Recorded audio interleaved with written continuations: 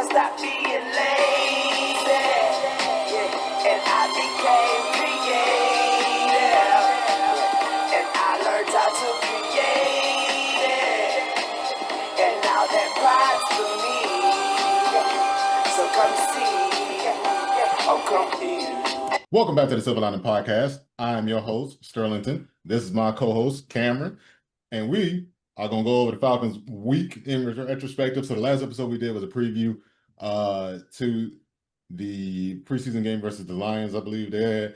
We can go over that.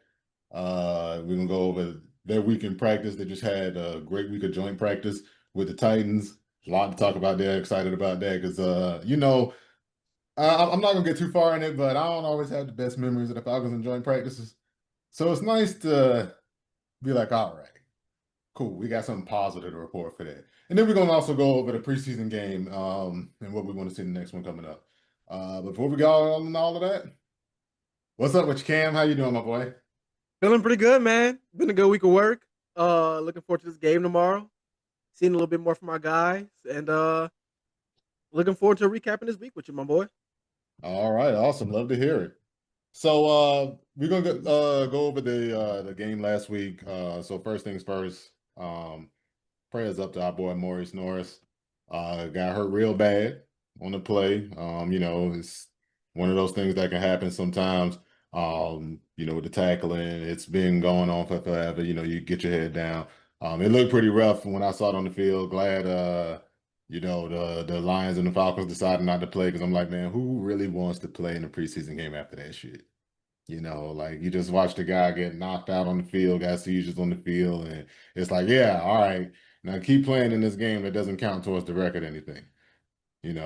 Although what I will say is I do want to give some props to the players going through, and it seemed like that was a big part of their idea about what they wanted to do too. And I bring that up because while the preseason games don't count, the games do count for the players. A lot of them this is their chance to put out good tape, and it could affect their career going forward. But the vibe didn't seem right to want to play a game they didn't play, and maybe some of them going to lose out on some game tape, but I think it was just the right decision by everybody involved. No, I completely agree, man. It was a class act by the players. Glad they could get together with the coach and decide, hey, this is bigger than football. We're concerned about our brother, and let's go ahead and suspend and play for the time being. This game doesn't matter. We don't have to make this up. Let's just keep it moving, move on to next week. And I'm glad he's okay at the facility. We've gotten updates throughout the week, so it's been good to hear that he's got his health and he just got to progress from there, man. So all in all things good considered. Yeah, I'm glad it wasn't more serious than it could have been. I saw his head down. I was a little worried. I think about I want to say it happened back when I was in high school.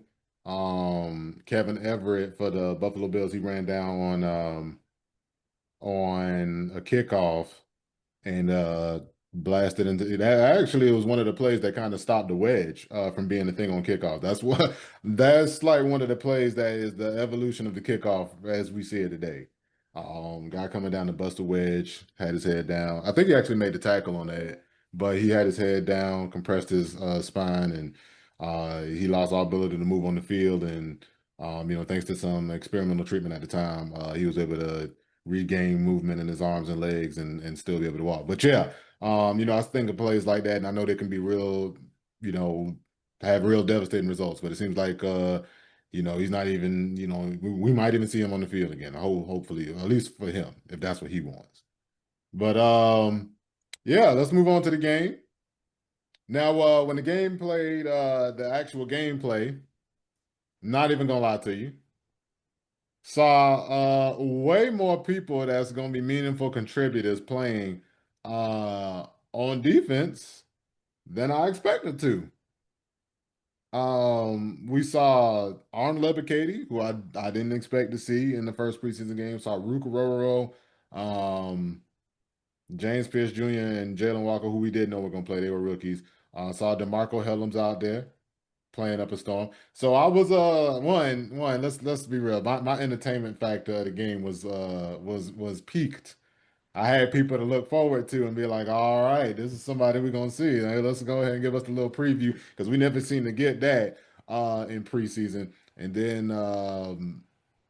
what on offense? On offense, we didn't really have anybody. In fact, offense was pretty. That's what I expected the whole game to look like. You know, everybody who was pretty much a third stringer out there. But I did have to admit, um, what I liked about seeing that against the Lions was that a lot of the guys who looked like meaningful contributors, um, they won their matchup. They whooped ass.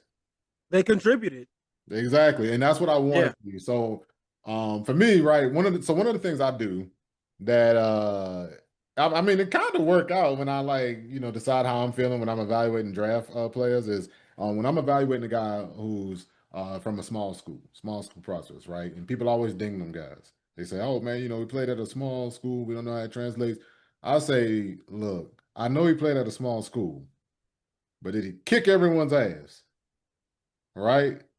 Because if he played at a small school, but he looked like he should have been playing at a small school, I understand all your concerns. I'm like, hey, this guy shouldn't there's a lot of reason to have pause here. This is a guy who, he at a small school and he looked like it. But if he out there setting records and he being a world beater as a guy at a small school, I'm like, yeah, that dude can play. He looked like he too good for the competition around him. And that's what I want to see in the preseason game when you got your guys who going to actually be contributing, right?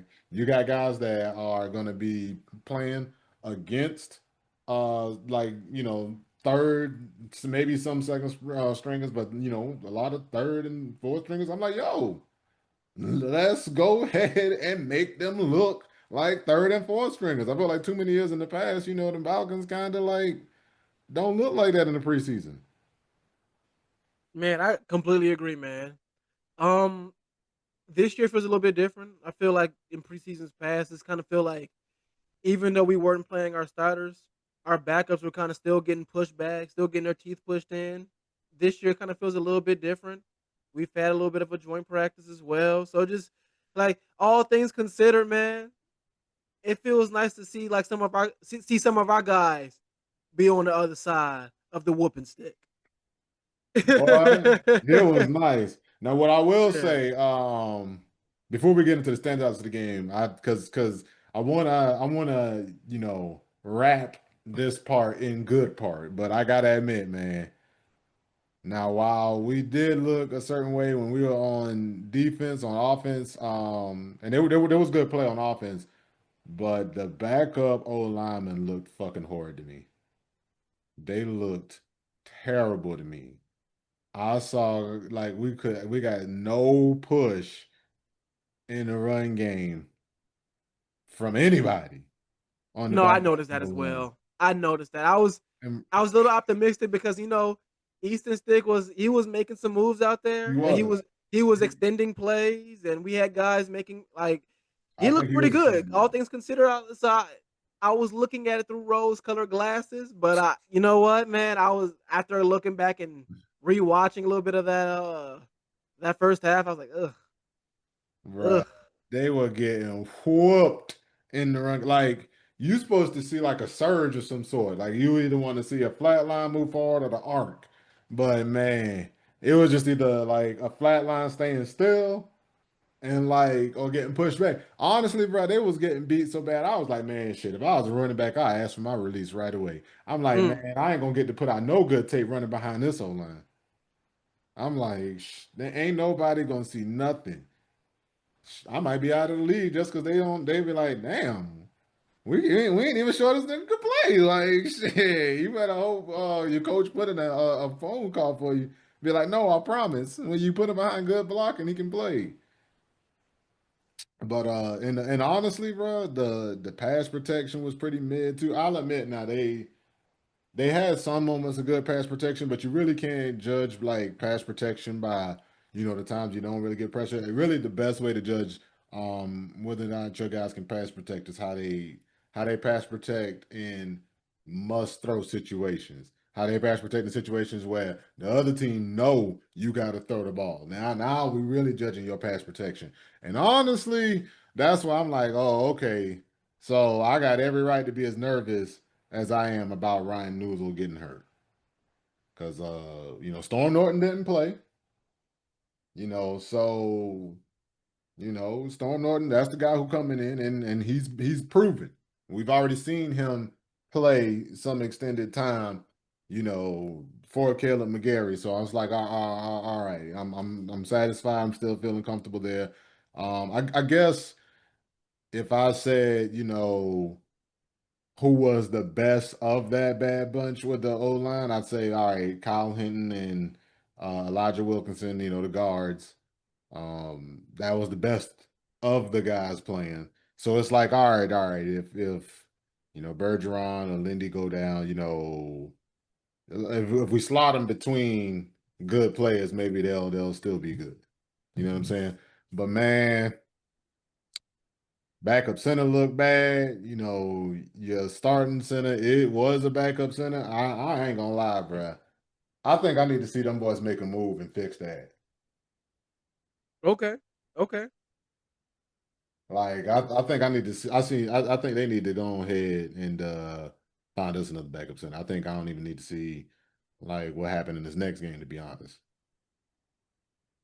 No, I'm in agreement with you, man. You always need a contingency plan.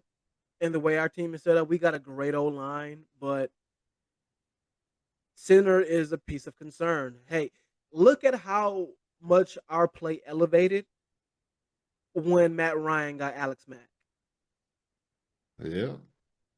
Substantial elevation.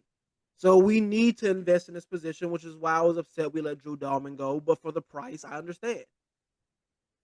You would have won a little bit of a better project, and he got what he wanted. He got what he wanted at the Bears. But I agree. We should definitely shore up the center position, man. Yeah. But enough talking bad about the O line because they were pretty much the only guys who well, no, not the only. They were 90% of what was bad. I do gotta admit, the offer looked a little shaky. I was a little concerned about that. Um, but In what way? we could practice coming up, so we'll see. But standouts of the game, Cam, what you see? Who you saw in that game? You was like, yep, this dude put out some good tape, and he's gonna be playing, and I'm excited about that. Well, the easy standouts are one Arnold Ebiketie. Mm, So he's a guy who's like a fringe starter, like a guy who's vying for starting minutes, but is a viable backup, a viable rotational piece. He's a guy that even if he's not starting, he's still going to get valuable minutes. He's going to get a lot of snaps. So I was excited to see how well he played. DeMarco Helms, ooh, ooh. I think a tandem with him and Jesse Bates. You got the ball hawk, and then you got the demon on the side. Yeah, Man, yeah, look, the literal yeah. only thing that's wrong with Hellas is he ain't got the range. But boy, when you talk about physicality, and look, man, Yes. Helms, I feel like Helms. So I've been big on him. When we did our episode in the offseason, like people we predicted to have be a breakout candidate for the Falcons, I picked Helm for DB because I felt like with Helm, one of the things he's gonna give you that not necessarily everybody gonna give you is he is a sure tackler. Unlike everybody else, we got some guys in the secondary that's a little shaky in tackling, particularly from that nickel spot. You know what I'm saying? Hmm. And I don't really know how everybody else is. Everybody that's not Jesse Bates and DeMarco Helms, I ain't sure about how good of a tackle they are. You know what I'm saying? But DeMarco Helms, he brings a certain level of physicality and he also is a short tackler. And I'm like, hey man, y'all boys better start learning the basics of football, man. Stop devaluing guys who get tackles because a lot of the plays that go for big gains are when a guy catches the ball and runs for the rest of the play. Oh my God, I cannot. You made a very good point. You said a word that I like a lot: physicality. I cannot tell you how many times as a fan we've seen a play that could be wrapped up, like maybe a 5 yard play, they break tackles, boom, 15, 20, or they go to the end zone. Ooh, how many times we've lost games like that? Lost games like that, Yo, it man. cost you Dog, those was plays the that first decided the game. the game, the play I'm thinking about right now, I can't remember the year, but it was Falcons Saints, Falcons at home. Drew Brees breaks like 3 tackles and scores a touchdown. Yep, that was 2018. Yep. We wasted one of the best games Matt Ryan ever had with us. That was he threw for a career high 5 touchdowns that game. Calvin really Mm-hmm. caught 3 touchdowns. Mm-hmm. Um, I was at that game. it was that. Oh man, I'm sorry, brother. Because I'm Like, man, like it's so just when like you so that was the end. That was the part where you about to put the game away. and that's why when you said the word physicality, my ears perked up. I'm like, yes, that's what our defense has been missing. And granted, hey, we've always been sore for sacks. At this point, it's a franchise trait. Yeah. We've always been sore for sacks. But if we can bring physicality, man, the rest will come, man. Physicality, dude. Yeah, that was one of the things I did want to shout out. So, obviously we this is our first time kind of seeing what the scheme's gonna look like. Kind of. Obviously, it's preseason, and they're not scouting their looks, so it's not like you're probably not gonna see the exact same looks every week. You're gonna want to alter things depending on who you're playing, but I think we saw a lot of how I thought or how I envisioned it. Well, if we were gonna run 3-man fronts, um, then we need to be looking at having penetrative style of play. I thought it was abundantly clear that I'm like, hey, we cannot and will not be two gapping anything. Like if we start depending on that, I'm like, oh well, we might as well go ahead and fire Raheem and Jeff Ulbrich and the boys now. Go ahead, man. Let's just go ahead and skip the season, man. Let's just go ahead, cut it out, and let's just go ahead into the next offseason. Because like that's not gonna work. But we see that they had an emphasis on trying to get upfield. And sometimes it causes some big plays. And one of them, let's shout out, it was a lot of people to shout out how they performed. Taquan Graham, he was pretty serviceable that game, but he also had a pretty big tackle for loss and a fumble recovery. Obviously that play takes and the way he did it, I'll give him points for having awareness because obviously a fumble recovery it's like a Johnny on the spot stat. A little bit, not all the time. Like if you force the fumble and recover it, that to me that's like impressive. But sometimes recovering the ball just always there. But he had his back to the play when the ball got stripped. I believe by the biggest standout, I feel like Arnold Katie on the play where he got the sack. Um, Taquan Graham had his bag to the play and turned around, saw the ball, got on the ball immediately. Good awareness. Um, but the backtrack to Katie, that's what I want to see, right? Back to what we were talking about earlier when I said, hey, if you better than everybody else, you need to look better. And he looked like a second rounder that is starting to look like a real player. And he was causing pressure all night. And then he had that quick hand swipe move, get around the corner, get the sack, and force the fumble. Like that's what I'm talking about. And Brandon Dorless had one. Like he had a play where tried to clean up some pressure that I want to say on that first fumble by Hendon Hooker. That was James Pierce Jr. and Ebby Katie off the edge forcing the pressure. Then he comes up the middle. Um, Dorless was also getting pressure, but he missed the tackle. But Josh Woods actually missed the tackle too, but he forced the fumble when he missed the tackle, and then we recovered it. But Dorless also had a play where he beat his guy and swatted the ball out the quarterback's hands. And I love seeing that because let me tell you what I'm immediately noticing, right? You bring in your D line coach, your whiz kid D line coach, Nate Ollie, right? Mm-hmm. How many fumbles are we forced? Come again? How many fumbles did we force in that game? I want to say 2, right? I believe it was 3. Okay. Okay. Um, who all forced them?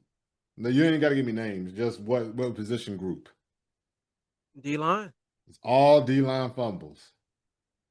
Now, there's a part of me that's just like, all right, that's happenstance. But when it's all coming from one group and we got a new coach, I'm like, oh, okay. So he coach and go for that ball. You know what I'm saying? Because no, not all three. Actually, I just said it and then I went ahead and backed up. Josh Woods forced the first one, and that's a linebacker. But we had Dorless and Ebiketie both forced a fumble. I feel like that's a coaching thing. That's a coaching payoff we getting.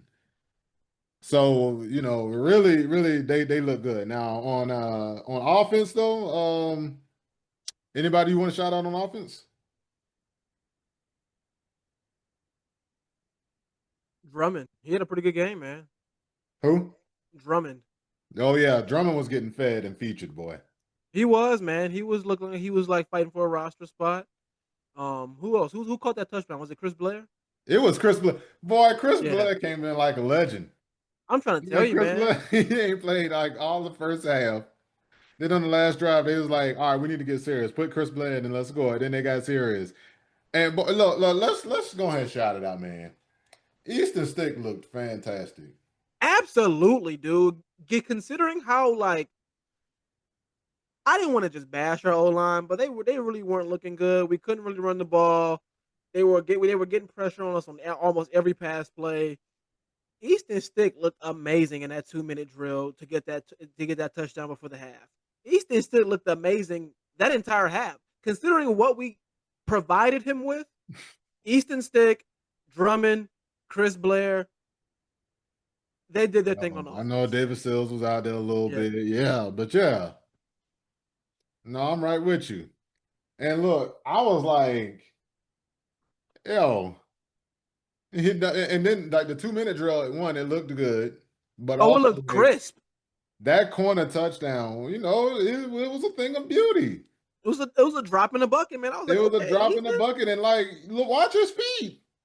It was close, So but it was everything was perfect. I'm like, I don't know how often those guys practice together, but they clearly had some form of connection. so hey. One thing's for certain, two things for certain, man. Our QB room is looking very strong. I Hmm. like it, man. I like it. Hey, we know Penix is the starter. We know Kirk is the backup for the time being, and Easton Stick is right there, man. Yeah, look, that brings up some interesting points. So, obviously, there's some shakiness starting to develop at the quarterback position around the league. I'm all, with how the Kirk Cousins experiment has gone and I know all of this, rigmarole regarding, Kirk Cousins, his contracts, drafting Michael Penix, all of that. And to trade Kirk now to me would feel like a mistake. I'm like, you getting rid of the guy. You said you got the best backup. You done held on them all this time. To trade him now would be crazy. But at the same time, I would imagine if they did, it would be because they got an offer that they like, well, we do got Easton Stick. And they did say they take on this much of his contract. Might as well. So I'd imagine, I mean, it'd be a good offer that they had to take it, right? Yeah, of course, of course. So But right now, there are some teams who we'll see how things shake out throughout the season. We'll see how things shake out throughout preseason. But as a whole, I don't really see any teams that just are right now. Hey, I want Kirk Cousins. I think it's more of a wait and see. We'll see who gets hurt.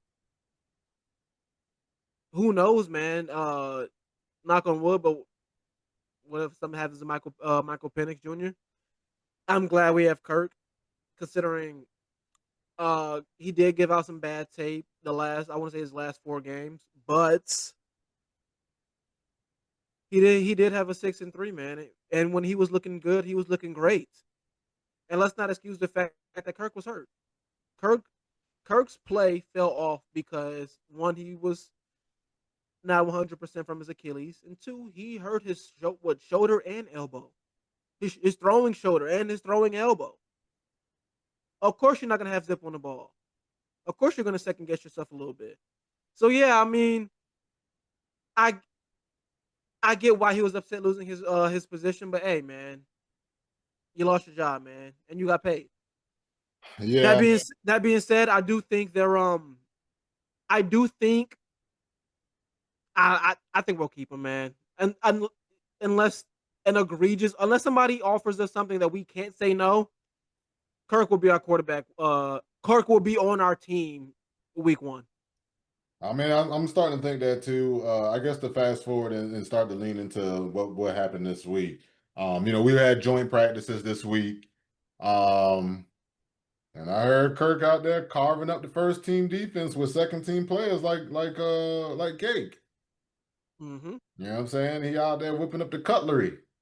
Oh yeah, you're in the kitchen. Kirk Cutlery.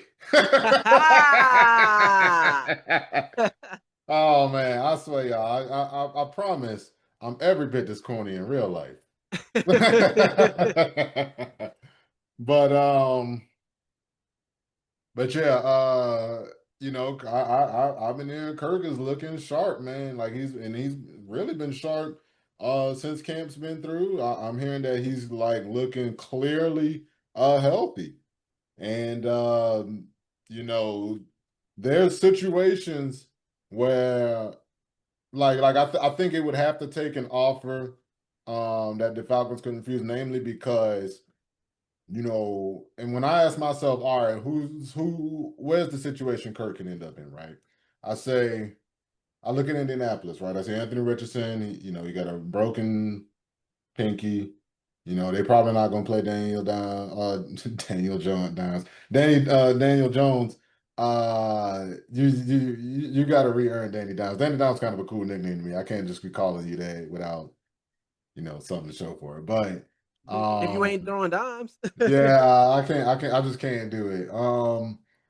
Daniel Jones, probably not gonna play in the preseason, but if he hypothetically gets hurt, I feel like Shane Steichen job on the line. And when your job on the line, it's time for you to make a move.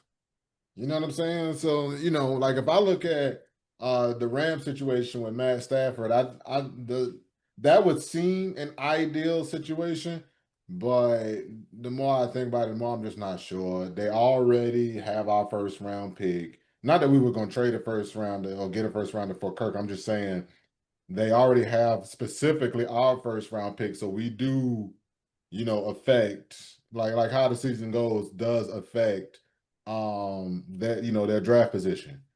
Also, Stafford's an older quarterback, Kirk's an older quarterback. Do you want to trade for an older quarterback when you already got an older quarterback? And then you got the contract you got, and also, do you want to trade assets at all? Because with Matthew Stafford being an older quarterback with a bad back, there's a chance that you're gonna need to move up in the first round to try to get you a quarterback.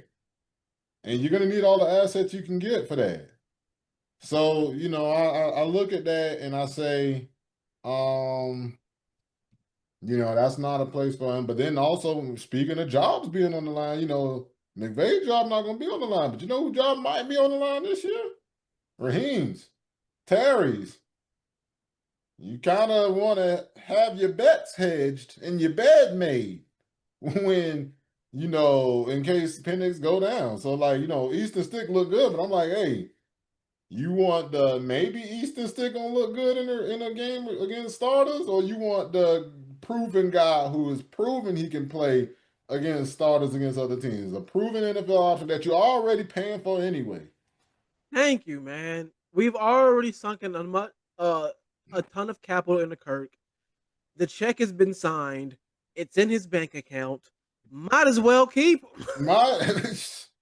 Who you trying to impress by trading him now? Exactly. People have already made fun of us for this. How you gonna pay the man and then draft a guy? I'm like, you know what? Because this situation played out the way it is, man.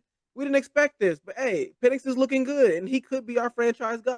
So yeah, we took a flyer on him, and right now it's looking like it's paying off. And guess what? And on the off chance it doesn't, guess what? We got the guy we paid for.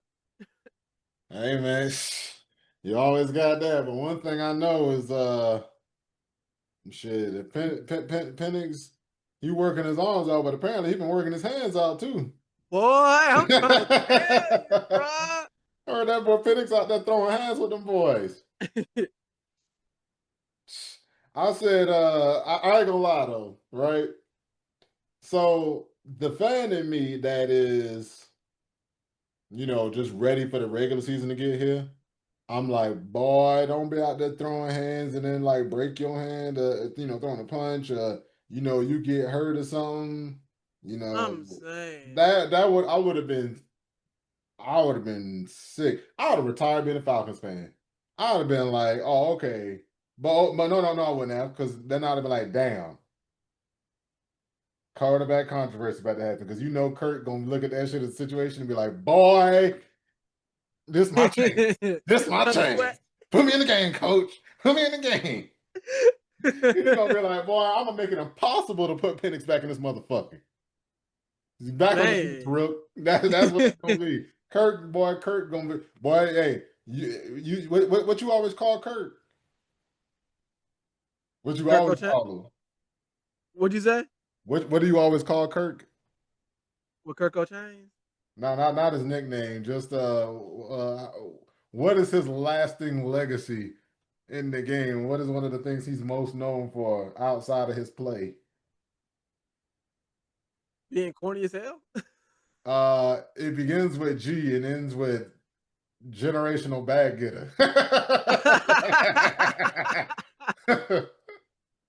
That boy Kirk, like, yo, I'm about to secure another bag, boy. Let me tell you, I'm about to go out there and carve it up, and then somebody about to go ahead and fork over this dough. Oh, I 100%. If I am in the camp that Kirk will get another payday. I doubt it's with us because we've already paid the man. But if Kirk somehow finds a way to get on this field, I guarantee you he gonna show out. And some Yeah. team is gonna take a flyer on him and he gonna get paid again. So that's why I said let's not. That's why I said that's what I'm worried about. But with Penix getting fight, you get hurt. But then I'm like, well, hey, that's why you got your backup. But what I will say though is, Penix been doing a lot of things to rally the guys, to get the guys to play hard and all that. I feel like getting into a fight at camp, one of them things that, the team like, oh, we fuck with this dude. Oh, this our guy. You know what I'm saying? Literally all he had to do now is just go out there on the field and like win some games, like play well. He do that, bro. This team, this city will be in the palm of his hand, because they're gonna think about it with the cool do-rag on all the time. You know what I'm saying? Throwing the dimes, out here fighting in camp. Oh man, look, really, this fight for Michael Penix Jr. really just this is a perfect example of why he's just a walking, talking aura farm. You know what he kind of reminds me of, bro? Who? He kind of is like a combination of Matt Ryan and Michael Vick. And I like it though, because he kind of got the swag of Vic. He got the swag of the city, but he also got like a little of that Matty Ice in him. Yeah. That dog. Hey, Vic was a dog too, but hey, Matt Ryan. Vic was what? Oh. I caught myself as soon as I said it. But yeah, dog. When I see him, I'm like, bro, you got a little bit of both, bro. You got a little bit of Matty Ice in you too. And I like that, bro. I like that. He got that professionalism in him as well, bro. He's a good kid, man. Come from a good family, dog. He's kind of been through the ups and downs. He's kind of already had the injuries, man. He's persevered, man. This is his time to shine. And him showing that he can fight, got his teammates like, oh yeah, that's my QB. When I heard Kaden Ellis gassed up after that, Kaden Ellis was like, yeah, that's my QB. That got me hyped. That got me hyped. I'm like, yeah, that's my QB too, bro. Yeah. Look, Yeah. man, look, hey, look, that a fight, as long as he don't get hurt, that's one of them things where you want to talk about having a pulse on the team. All right, that kind Yes, of man. stuff matters. Look, what you know, a lot of them players say, "Hey, man, we worked for Bill Belichick, but we played for Brady." You know, Yeah. Brady be out there, man. Yeah, Brady ain't backing down from nobody. Brady talking shit all game, man. Brady out here getting in people's faces. Brady getting mad. Brady, you know, when the game close, Brady clutch. You know, it gets the guys going. And look, Penix done already showed he kind of got the clutch gene a little. Like he Thank you, barely been dude. playing with these guys. He's shown that he's cool and calm under pressure. He's shown that he has composure. That's what you want from your franchise quarterback. That's what you want from an elite QB, man. And look, I was pleasant when I heard about that fight. I was like, is he hurt? Oh, he good. All right. Second question: did he win? I swear. You're like a proud dad. Right. Oh man, yeah, Yeah. yeah, for real though. It's just like that. And look, look, man, with Penix, man, and look, and the other thing too, you know, just talking about, you know, his apparent clutch gene. Like, if that's a real thing, if he a guy who he just play better when the game gets tighter, um, you know, that'll be something good to have because I have heard in these you know these camps and these practices that you know his his accuracy issues have come up, right? And there's gonna be situations where he gonna leave some meat on the bone. You know, he's gonna have times where it's gonna be a 3rd and 3, and we're gonna call a play that's a quick pass, and he gonna miss it. And then we're gonna have to go ahead and punt or whatever on play, and some of them gonna be 3rd and goals, and we're gonna have to kick instead of you know take a touchdown. But hey, if he keeping the team competitive and then he executing in them crunch time moments, that'll help him stay there and stay in the chair until you get better. So I'm like, hey, he got that working for him. You know, he the guy who you know people already because he got them late game heroics. They already think of him as a metaphorical fighter, but now they know he a literal one too. Now they know he a literal one too. The team know it, so they gonna fight for him too, man. I love it. And the back just to talk about the joint practices and the last preseason game. I've enjoyed that they done got into fights with each other at practice. They done got into the fights, multiple fights, because Penix wasn't the only one. It's just, you know, you don't always get the quarterback in. So yeah, we talking about the quarterback getting in the fight. But there've been multiple fights versus the Titans, but there wasn't any fights versus the Lions when we played them in the game. And that's what I want to see. I want to see, hey, yeah, y'all gonna get chippy when it's practice or whatever, but when it's in the game, y'all know to pull it together. And It you know, this was the team that was the second least penalized team last year. exactly, man. Like that was one of my concerns. I was worried because I'm like, hey, I like that we got that fight, but I hope that don't carry on into the game and now we getting penalized for shit. We can't have that. We got to be highly disciplined. So I hope that Raheem is letting them know that, and that is well within their minds. Like, hey, lock in and keep it tight when we on the field. Psst. Hey Cam, you seeing this shit? Oh yeah, I think I am. What is that? That's a person watching this podcast that hasn't subscribed. Subscribe. The button's down below. But yeah, I like that too, man. Yeah, I'm right there with you. Don't want to see penalties. Um, don't want to see fights necessarily, but I do like hearing that we were whooping them in practice. You know Oh that. yeah, metaphorically and literally.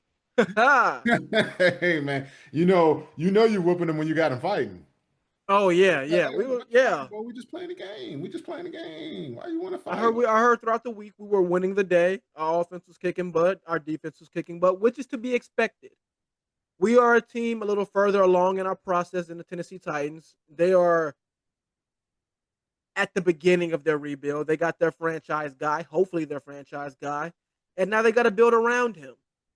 So I expected us to win this week, but I didn't expect it to get this chippy. But I like it though. I like how we got dogs on our team. I like how we got fight in our team. Our defense definitely needed that. Offense as well, because I know like the the Penix fight happened after a Ray McLeod touchdown. Sure did. Yeah, so it was after us doing probably a little shit talking, a little trash talking, like, yeah, how you like that? Uh-huh. So, but all in Had to all, worry about that Kirk Cousins? yeah, even Kirk was going crazy. He No, probably, no, I mean, you like that. oh yeah, how you like that? Yes, sir. All right, but yeah, no, that's really what I want to hear. So, we've been Falcons fans for a while. For a minute there, you had me shook. Now, you said that's to be expected. I said, boy, you ain't been a Falcons fan, boy. We make difficult look easy and impossible look super easy, Ooh, but sometimes with negative things. We'll take a bozo and let it. Hey, look. Don't forget who the Titans quarterback now? Cam Ward, Who the guy he replacing? I know his name. It's escaping me right now. Will. Will Levis, Who was Will Levis' first game against? us Well, how you looking at that game? How many touchdowns he threw for? 3. Oh, okay. I think it might even been 4. He looked like a franchise guy against us, bro. Oh, okay. So when you say it's to be expected, I'd be like, I don't know what they expect from these dudes. I don't know what they expect from these dudes. All right. But what I do know is over the years we done, had some joint practices and, you know, we usually split, but we definitely start out on the ass end of the ass kicking. That's been a historical thing. Definitely happened like multiple times with Miami. But this time not so much, man. Them boys said they couldn't run the ball against us at all, which was nice to hear because obviously that's the big concern that when I think about teams that ran that scheme to perfection, I think about in 2016 when we played the Eagles that year, and offense was the buzz saw was buzzing. It was that's how the offense was, and them boys Philly just said, "Hey, we just gonna try to get y'all in third and long as much as possible, and then we're gonna not let y'all get into a rhythm." They did everything they could to keep our offense off the field, and we still had an explosive touchdown to Taylor Gabriel, make it a close game. But I'm pretty sure they rushed for over 200 yards that game. They just say, "Hey, man, we finna try to run the ball every play. We finna bleed the clock. We finna never let that offense really get the ball," and it worked to perfection. That was one of those games I saw. I mean, I was still in my trash talking phase on social media back when I had social media, and people was talking shit. I was like, hey man, I really ain't even got nothing to say. I'm like, yeah, y'all boys y'all had a game plan and y'all perfectly executed it. And look, everybody not gonna be able to do what Philly did to us that day. And when I think about this version of the team, if they are anywhere near that potent of an offense, right? I think about the fact that some of the differences is we got 2 different style running backs in the bank. That helps sometimes. We got a quarterback that's a lot more mobile. That helps some of the times. But when I think about the defense, I'm like, hey man, look, if some teams just decide they want to run against us, we getting ran against maybe. But so it's nice to hear that they were kicking the ass in the run game, stopping the run game on defense. You know what I'm saying? What else you been hearing? 'Cause I heard the second day was a lot closer. I know Calvin Ridley, he was talking or chirping or whatever, but I'm like, whatever. We still his ex. I don't expect him to be sucking Atlanta's dick about, yeah, they let me go, it still hurt. Your first contract, first team, that's what you think. And now, look, let's be real now. Y'all ain't about to sit here and get mad at Calvin Ridley for talking shit. Like Calvin Ridley didn't get carjacked in Atlanta when he was a rookie.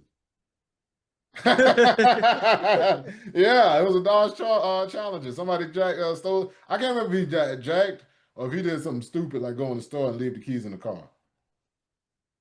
And just so you know, I consider a jacking, a robbery is when you have a weapon. So somebody just kind of saw he had his car and had it open. They just hopped in and drove off. But yeah, I'm like, hey, I expect him to, be a little salty about it. You're like, man, he done came back to the scene of the crime.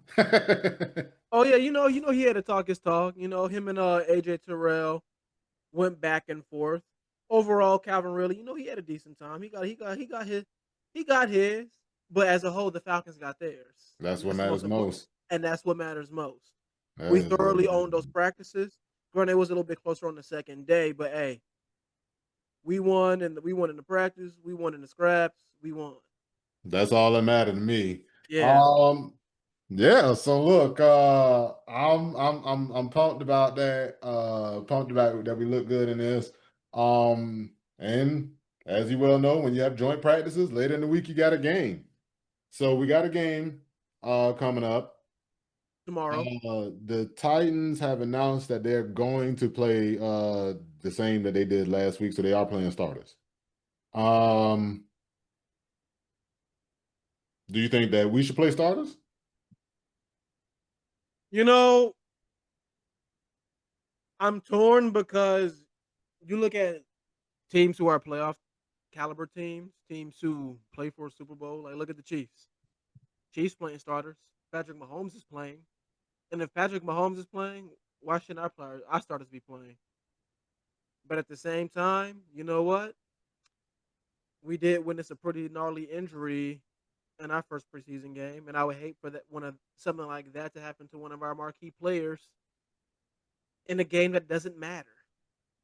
So, granted, it's football. You got to play. Injuries are part of the game. I'd like to see.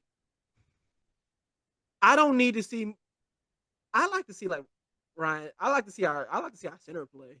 But if he ain't playing with his other starters, then what's the point? You know what I mean? But Hmm. aside from that, like I don't need to see the O line play. I've seen enough from them. I don't need to see Bijan play. I don't need to see Tyler Argio play.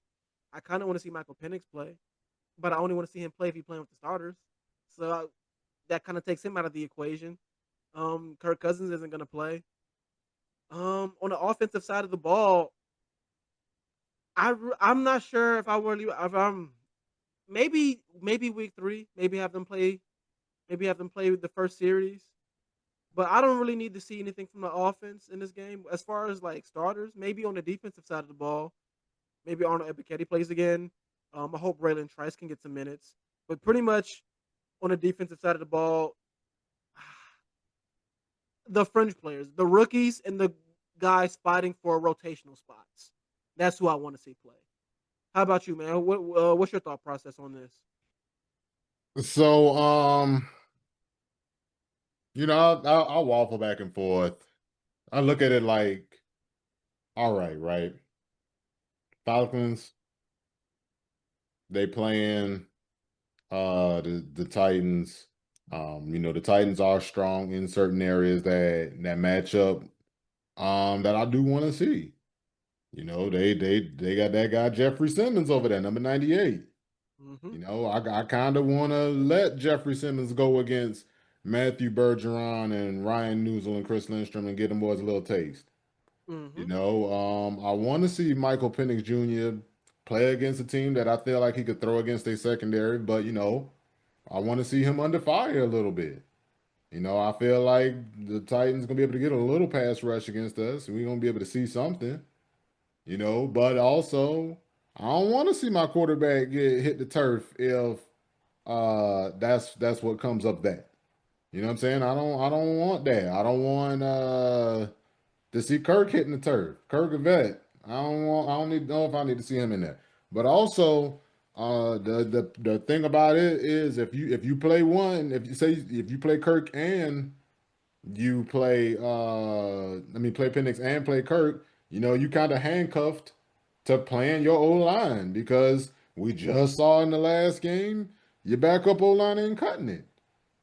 So what, you gonna try Kirk out behind that O line? I think not. You know what I'm saying? And you gonna try it out Michael Penix Jr. by that line? I think not. So then the O line got to play.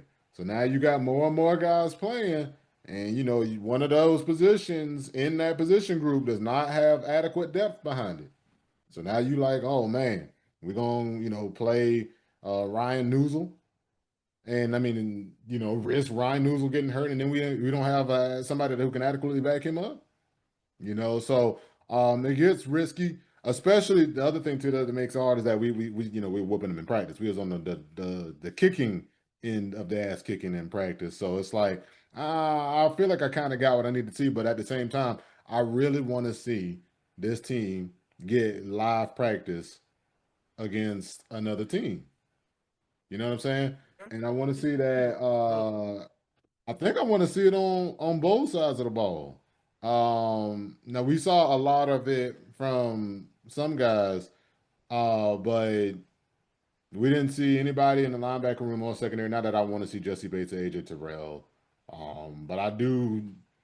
In fact, look, I want to see some of them safety combinations together. I want to see some of those pass rush groups together. I want to see. I ain't gonna lie. I want to see Devon Diablo, even though I know he's supposed to be a starter. I'm like, hey, he ain't never played for us. So I want to see it, but that's pretty much where I'm at with it. I want to see it, but I want to see it only because the Titans are playing starters, and I'm just like, yeah, let's just leave our guys in for the first quarter, and if they score a touchdown, get them out. You know what I'm saying? They get a turnover. Well, I know I don't want to see Hellums playing. Hellums, he's so physical. I'm like, hey man, just sit this one out, my boy, because you out here sticking and shit. You only got so many miles like that on your body. We got to save them for the games that count. I'm saying, dog. I'm Because saying. he be out there loading it up, man, trying to uncoil on them boys. Um, but yeah, that's how I'm feeling about that. Now, what I did also word across the grapevine is this game. Instead of Lenny Craig kicking, it's gonna. Well, is it Craig or Krieg? I've heard it both ways. They kept Same calling here. him Lenny Craig in the preseason game. Do you know? I've heard both ways. I've heard it Uh, both I ways. can't be. I can't be certain. Well, we won't be calling his name this game anyway because Cool's gonna be kicking, and I feel like to me that tell me that this thing's still up in the air. Now, Krieg had two. He boomed in a 57-yarder in that last game, and very impressive for him. Um, but then he missed a 53-yarder, and I felt like I assumed he was gonna miss that one because that 53-yarder was offset. It was set to the left hash. And so that's where, being a kicker gets a little harder. When you kicking those straightaway kicks, a lot of those guys could just unload on it with their leg power and kick it. But now, now you got to angle it a little. I feel like, him missing that 53 yarder last week, that's what, that's this cool time to shine. All right. I think if Koo go out there, and he get to kick some long ones, and he get to kick for different variety. And the main thing, I hope he gets to kick it more than two, because Craig only got to kick two. Craig or Krieg only got to kick two. But if we get to see keep cool and he gets to kick, three or four, and he makes all of them, I think Koo might have slammed the door shut on the kicker competition. I think so too. We'll see, man. I think Krieg's legs a little bit bigger. I think Yeah. But Krieg. but Koo can hit a 57-yarder though. I've seen, as a matter of fact, I think the game winner against the Saints was 57 yards. Hey, a man has kicked a 70-yard kick, field goal. The Boy, game, we're about to the go game has crazy. changed. Bro, and outdoors. Hey, don't get me wrong. I hear what you're saying. I hear what you're saying. A 70-yard field goal was made. The The game has 70-yard field goal changed. was made. The game, the rule, if a guy can consistently make 70-yard field goals, the rules of football change. The rules of football change. I don't think a guy can consistently make it, but I think it's one of those like All right, perfect game on the scenario, line. All right, end of the half. perfect scenario kind of things. Like into the half. Like if you got the leg, try it. But man, the leg to kick it from 70, whoo! Like Hats off from to that 70s guy. on your side of the field. So typically it's, you got the yardage, you got 10 yards in the end zone and about 7 yards back from the line of scrimmage. And I'm like, boy, Imagine you know, kickoffs, like you get a touchback that's brought out to the kickoff out of bounds or something, or whatever the rule is. You know, the kickoff rules are weird. You don't kick it in this zone, it go whatever. But I'll learn the rule if it sticks around. Because I see they still effing around with this kickoff shit, and that's like, all right, what's the point of learning the rules if y'all gonna change them up so much? You know, like, wake me up when you got it all sorted out. But Exactly. you know, you get a kickoff to, I mean, kickoff out of bounds, you getting the ball at the 40. You get one first. Hell, at 70, you don't even need a first down. You just You get don't. like, you know, 7 yards or whatever, and you getting points. You know, and I don't know if somebody can consistently do that, obviously, but I'm just saying, I'm saying if you the coach and you see that, like, and you know you got a kicker that can kick 70 yards, what is your decision? You got the ball. It's on your own 47 and it's fourth down. And you can punt to the other team or you can try for points. Obviously, if you miss, they get the ball in your territory. But if you I make guess it it, you depends. got points on a drive, you got 7 yards on. You got no business walking away from that situation with points. But if you get those points, that could change the game. If it's me, if it's me, anything within 65, I'm kicking it. Yeah, right. 65, Like the, 65 plus, that's end of half scenario, or game on the line scenario. all right. Yeah. Yeah, because But if he hit anything within 70, 65, trot your bro, ass on out there. 70 from in outdoor weather. Don't get me wrong, it's Yeah, not winter or nothing, but still. yeah. Oh man. Yeah, that's a legendary leg right there, boy. Um, so yeah, we got distracted. But speaking of which, not all the way, but what you looking for this week in this next game coming up? I think we kind of covered that, man. I'm looking to see more from some of our rookies, some of our like Jalen Walker, James Pierce Jr. I'm looking to see some more from like some of our rotational guys, some of our fringe starters, guys who are vying for starting minutes. I want to see more from guys like D. Alford, um, Clark Phillips. I'm not sure if he's playing. I think he might have tweaked his hammy, but I want to Yeah, see I things believe from he like did. guys like even Mike Hughes, Billy Bowman Jr., Xavier Watts, Arnold Ebiketie as well, Brandon Dorless, Braylon Trice. I really want to see something from Braylon Trice. He's Yeah. like I've heard good things from Cam. They saying he's healthy, he's moving well. So hopefully he comes back from the ACL and he can move. Because when we picked him up, I was really hoping he was a contributor last year. I'm hoping he can contribute this year. That's why I was saying like we might not have a bunch of world beaters, but we do have depth on the defensive line. So that's kind of what I'm looking forward to. That's kind of the gist of it, man. How about you? So you know, I think we can go ahead and probably chalk it up that we're not gonna see offensive starters. Which sucks Um, because like I want to see more from our offense. Like I'm starting to think like I'm starting to think that based off what I've seen, our defense is going to be competent. Our offense has to be competent. Like man, we ran the least amount of play action in the league last year, bro. I need to. And least amount granted, of we're play not action, the most pistol, like granted like we're the not most playing our outside starters. zone. We wore our tendencies on our sleeves last year. That's what I'm Um, saying, bro. Like I need to see an evolution of Zach, and if we can't see it with the backups, then are we gonna have to wait till the season starts? Like that's where my mindset is. Like I need to see some creativity. Granted, it's the preseason, so you're not gonna have all the bells and whistles on out there, but still, I show me something. man, who we play in the first game of the year? The Bucks, Who we play in the second game of the year? the Who we Vikings. play in the fourth game of the year? I don't know. I I don't have the believe that's schedule up. the. I believe the fourth game is the Commanders, and then the fifth game is the Bills. I'm like, yo, you're gonna have to make sure your goddamn chin strap already on to start the season. That's what I'm saying, dog. We And I'm cannot like, start slow, which is why I'm like, do you play starters? Because I don't. We can't start slow, considering my bold prediction for the year is 3 teams from this division are going to win 10 games. So we got to start off fast, man. We got to get wins when we can get them, man. Yeah, because I'm assuming the third team you thinking is Carolina, and guess what? Yes. That's the third game of the year. And hey, Bryce Young is looking good, man. That Carolina Panther, and they got David Canales, who's the quarterback whisperer.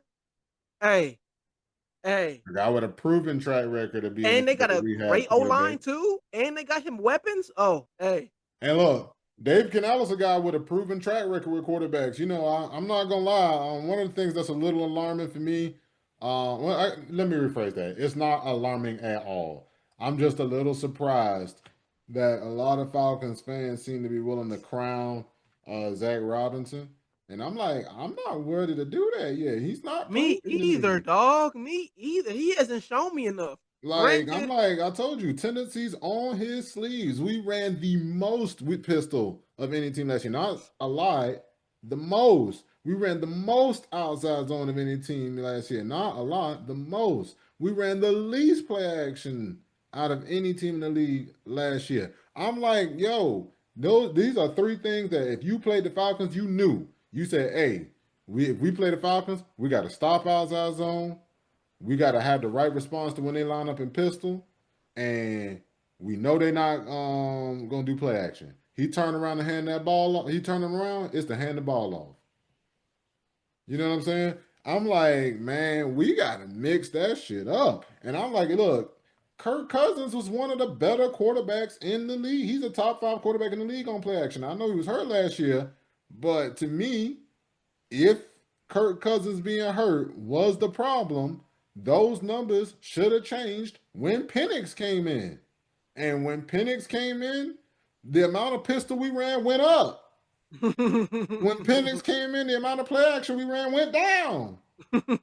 I'm like, my man Zach, yo, get it together, brother. Like, jobs is on the line this year. I'm saying, dog, Jobs like, are hey, on the line. I think he got a good mind for the game, but hey, people are crowning him. And I'm like, I'm not crowning him. Yeah. I'm not crowning him, man. He has not done enough for he has not shown me enough yet. Like I'm hopeful, I'm optimistic, but I'm damn sure not like looking at his mistakes as like, "Oh, all right."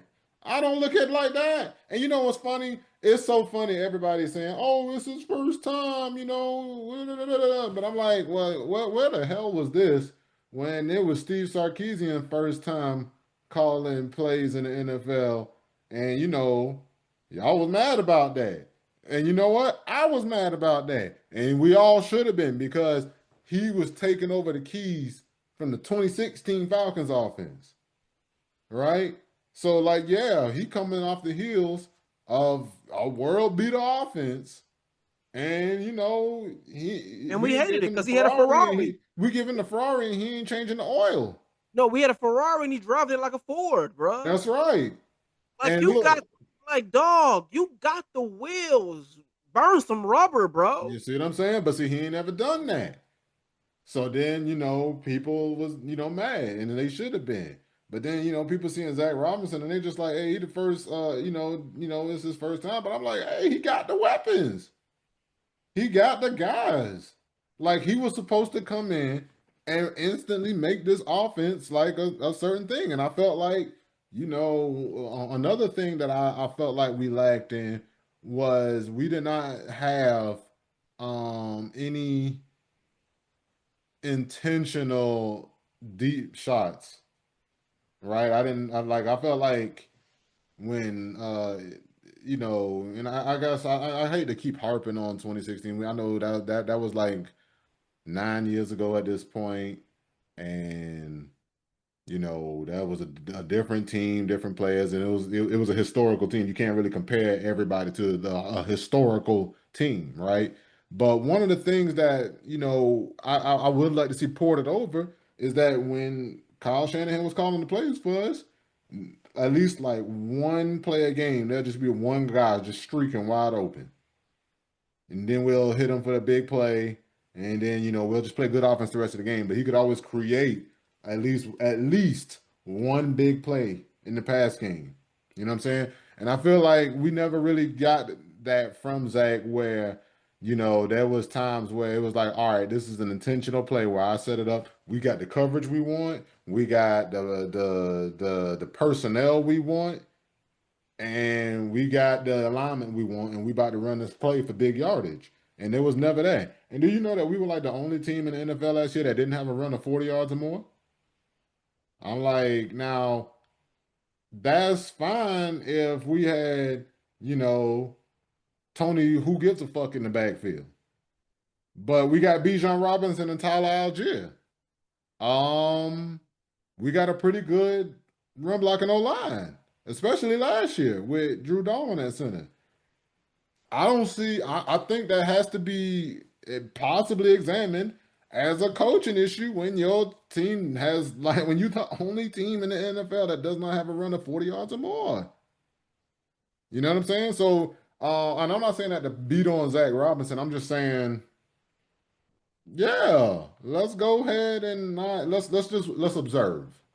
Let's not sit and watch Zach Robinson and say, "Oh boy, we got Zach Robinson calling the plays, man. We're totally gonna be outside." Let's just keep in mind that sometimes the guy who kind of blowing the game ain't the quarterback or the running back or whatever. Sometimes the offensive coordinator need to be the one held accountable.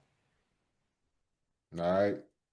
So, that's just things that I guess we went off into a tangent because we were supposed to be talking about what we're looking for in the next game, but But if that's um what we are looking forward to, man, because we can't tell.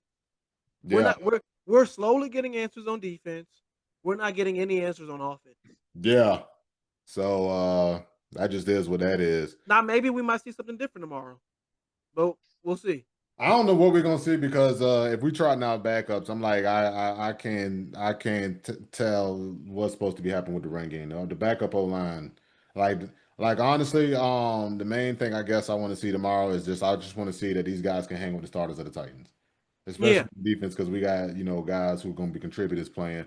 I want to see them hang with the Titans. I don't want to see them go out there. The Titans score two times on offense. The Titans get stops. Well, as long as they starters out there, they stopping whoever out there, and then we just look completely outmatched. And I'm like, look, I know nobody care when the team lose 30 to nothing in the preseason. It happens, you know what I'm saying? But when you got guys out there who's supposed to be contributing or whatever, and then that's what's happening, it's a little discouraging. It's like, well, how excited or not excited am I supposed to be now when I see that guys who actually gonna be playing, couldn't really do anything with the guys on the other team who was gonna be playing as well. But they did look good in practice. So I mean, we did get, they had 11 on 11s. But I mean, I just want to see it when it's live. You know what I'm saying? And I also want to see guys get the chance to fucking work on tackling. You know what I'm saying? Like I know DeMarco Hellams can tackle, but like the part of the reason I think he getting on the field is because he one of the guys who I'm like, yeah, he's going to be ready to tackle in the regular season. But I'm like, a lot of these guys not gonna be ready to tackle, and they hadn't been tackling since last year, and they're gonna be missing tackles. So that's just what I want to see. Um, but in other news, we made a couple free agent moves. Um, Today, as we're recording this on the 14th. Falcons added C.J. Henderson. Um, they also added Ronnie Harrison, safety from Indianapolis, but apparently he practicing with the linebackers. Um, so that happened. I'm guessing them adding C.J. Henderson definitely means we're not seeing certain DBs because you don't add DBs this late in camp unless you need the bodies for the game or whatever. And with CJ Henderson, one of the things that's a retrospective about CJ Henderson, though, that I wonder, because CJ Henderson and Jeffrey Okuda Jr. were both drafted ahead of AJ Terrell. Only one of those top three corners of that class, are still with the team that drafted them, and are playing at a high level. And it's so funny. I remember when we drafted AJ Terrell, people were like, "Oh my God, this is the guy who was getting his ass beat by Jamar Chase and Justin Jefferson in college with Joe Burrow throwing him the ball." It's like, yeah, now in hindsight, that looks silly, right? It's like, damn, the Tigers was basically fielding an NFL team in college. They An were. NFL team of Pro Bowlers in college, and it was like, yeah, no wonder this guy's getting roasted. Um, but yeah, I mean, I guess one of the things I was wondering is, with Thomas Dimitrov, he was the GM at the time. Do you think that we just evaluated the cornerback position better than everybody else, or did other teams picking them guys stop us from making a mistake? A little bit of both. I think it's a little bit of both, man. Thomas Dimitrov isn't known for drafting good defensive talent. I'll take that back because Desmond Trufant was serviceable. He was pretty solid for a few years. He wasn't great, but he was pretty good. I'd say he was solid. Yeah, I would honestly, if Desmond Trufant had hands, I think he would have been a multi-time Pro Bowler. yeah, he just couldn't really catch. He could not catch. But He but dropped a yeah, lot of picks, bro. I would wager he dropped more picks than he caught. but yeah, man. Robert Alford, pretty good. Yeah. So Um, you know what? It could be a little bit of that. So all right. I also think about the fact that you talk about undrafted free agents. He signed Brent Grimes, signed Brian Poole. Honestly, got a pretty solid track record drafting corners. So Yeah. it's like, all right, maybe sometimes Dimitrov don't get all the love he should get. Because Lord knows, how Falcons fans are. We definitely give him hate because he was awful at getting the pass rusher and awful at building the trenches. But honestly, when it came to football outside of those two parts of the field, he wasn't half bad. No, I agree, man. I agree, Yeah. man. But we'll see, man. Also, We'll see. as far as closing out the show. Yeah, man. So a little backstory. Yours truly, I'm from a little town by the sea called Savannah, Georgia. So if you are from Georgia, you're probably familiar with it. Um, if you're not, you might be familiar with it. If you've ever seen Forrest Gump, when Forrest Gump sitting on the bench talking to the old lady, that scene shot in Savannah. A lot of anyway, we ain't getting all that. Look, we getting on that because the news outlets there is called WTOC. Welcome to our city, 11 WTOC. Had them boys had a little mishap. They had a little blooper, little bleeper of a blooper. Just so you know, I'm recycling an old Dave Chappelle joke from the Chappelle show way back when. I'm not gonna get into all of what went on, but yeah, it was a bleeper of a blooper. What was the quarterback name? uh, Michael, Mel Fallis Jr.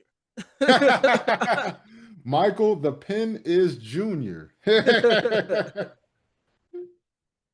Yeah, man, them boys done messed up and then don't put it online. Man, that shit all over the internet. And I'm like, that's so Savannah. It was bound to Honest happen. to God, don't even know if I don't even know if that was an accident. That's how Savannah that is. I'm like, was that an accident, or did the guy like his job to put up the card, right? His job to put the card, and he was like, "Boy, this would be so funny, man. I might lose my job if I did it, but I think it's worth it. I think it's worth it if I just go ahead and, I mean, for real, the S and the X are right next to each other on the keyboard. It's a honest mistake, honest They really are. mistake. They really are. Yeah." He like it happens. I feel like his name's setting people up though. Maybe that was an accident in hindsight. Because I'm like, they are right next to each other. I'm like, damn, boy, you done wrote that thing, and now I almost feel like with Michael Penix Jr. name, you almost got to like have an editor just for the sports column when Michael Penix Jr. coming up. You like, hey man, like have somebody proofread everything you do when you talk about Michael Penix Jr. Name set Absolutely. you up for failure.